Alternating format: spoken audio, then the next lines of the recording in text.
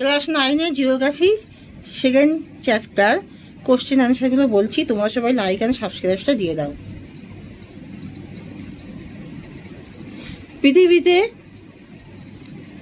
উপযুক্ত চিত্রসহ পৃথিবীতে ঋতু পরিবর্তনের কারণগুলি আলোচনা করো। চিত্রটা বই থেকে দেখে নেবে। আমি ঋতু পরিবর্তনের কারণগুলি বলছি। পৃথিবীতে আলো উষ্ণতার উৎস হলো সূর্য। ভূপৃষ্ঠে সারা বছর সূর্যের রশ্মি সমানভাবে পড়ে না। এই উষ্ণতার তারতম্যের উপর ভিত্তি করে বছরকে কয়েকটি ভাগে ভাগ করা হয়, যেটি হলো ঋতুর পর্যায়ক্রমিক পরিবর্তন।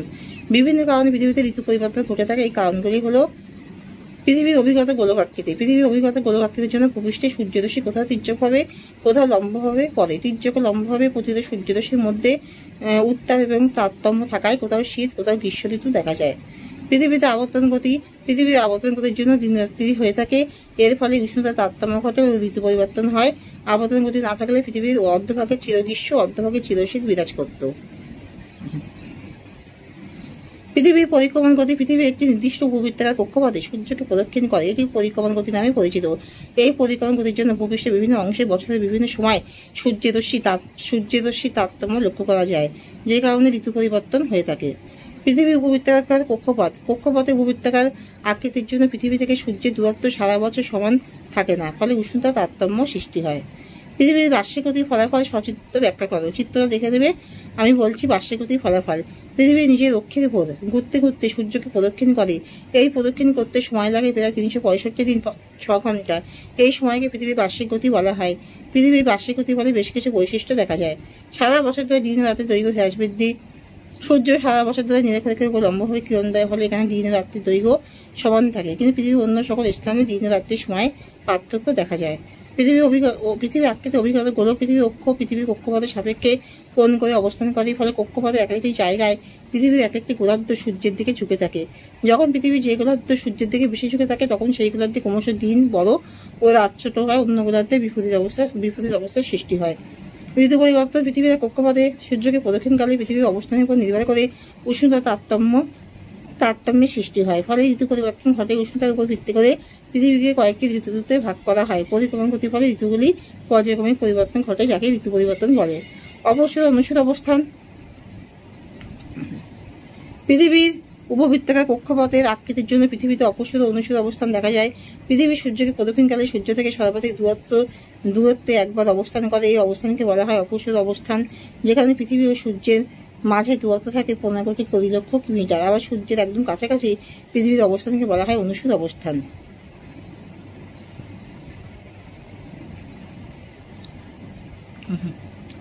পৃথিবীর আবর্তন গতির ফলাফল কি? সূর্যোদয় সূর্যাস্ত। পৃথিবী পশ্চিম থেকে পূর্ব দিকে তার অক্ষের উপর আবর্তন করে বলে পৃথিবীর পূর্বে সূর্যোদয়, পশ্চিমে সূর্যাস্ত হয়।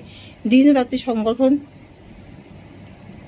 আবর্তন গতি বলে দিন ও রাত্রি হয়। পৃথিবী সূর্যের সামনে পশ্চিম থেকে পূর্বে আবর্তন করার ফলে পৃথিবী যে অংশটি সূর্যের সামনে আসে সেই দিকটা দিনের আলো পায়, আর বিপরীত অংশে সূর্যালোকের অভাবে রাত্রি হয়।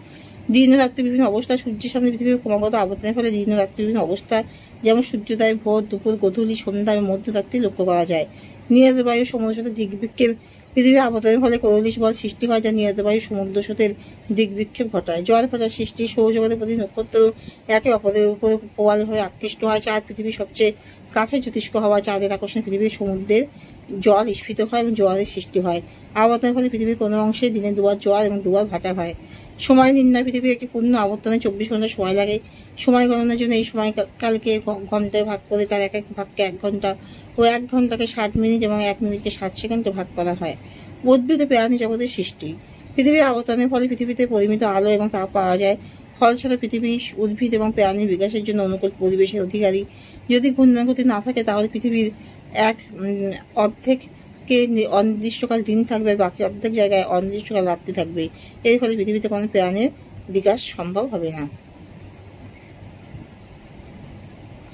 আবর্তন গতি পরিক্রমণ গতি পার্থক্য। পৃথিবী তার নিজের অক্ষের চারদিকে পশ্চিম থেকে পূর্বে অবিরাম পাক খায়, আর পরিক্রমণ গতিতে পৃথিবী তার নিজস্ব অক্ষ বা মেরু চারপাশে একটি নির্দিষ্ট পথে একটি নির্দিষ্ট দিকে এবং একটি নির্দিষ্ট সময় সূর্যে তার চারদিকে ঘুরে।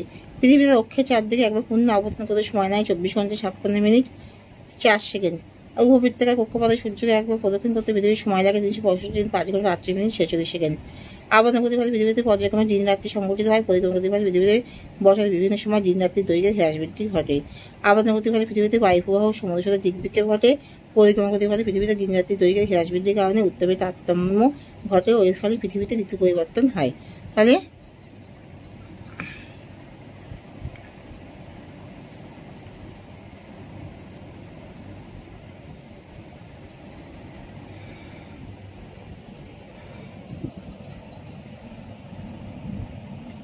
ডিসেম্বর জানুয়ারি মাসে বিজ্ঞানীরা আন্টার্কটিকা অভিযানে যান কেন? ডিসেম্বর মাসে দক্ষিণ গোলার্ধে সূর্যের রশ্মি লম্ব হয়ে পড়ে, তাই সূর্যের উত্তাপ অনেক বেশি হয় এবং তুলনামূলকভাবে দিনের দৈর্ঘ্য রাতের থেকে বেশি হয়। পৃথিবীর দক্ষিণ গোলার্ধে দক্ষিণ মেরুকে কেন্দ্র করে বৃত্তাকারে অবস্থিত চির তুষারময় মহাদেশের তাপমাত্রা গ্রীষ্মকালে হিমাঙ্কের 40°C নিচে থাকে আর শীতকালে তা প্রায় 40°তে ছাড়িয়ে যায়।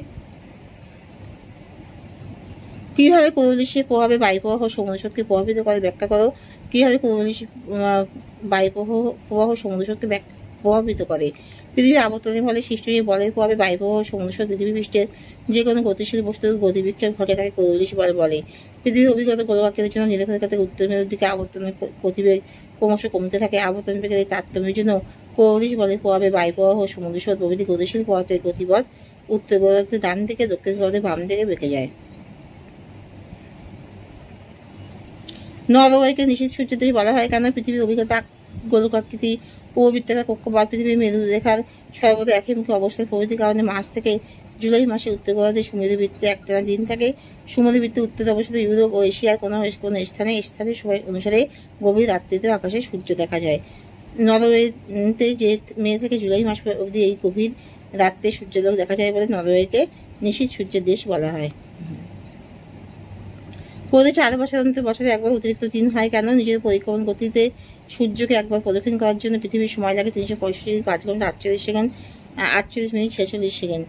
হিসাব করে দেখা যায় সুবিধার জন্য আমরা 365 দিনে 1 বছর ধরি, এতে প্রতি বছরে প্রায় 6 ঘন্টা সময় বাড়তে থেকে যায়। এই হিসাবে এই বাড়তির সময় হিসাব ঠিক রাখার জন্য প্রতি 4 বছর অন্তর 366 দিন ধরা হয়। তাহলে এখানেই শেষ করছি। তোমার লাইক আর সাবস্ক্রাইবটা দিয়ে দাও।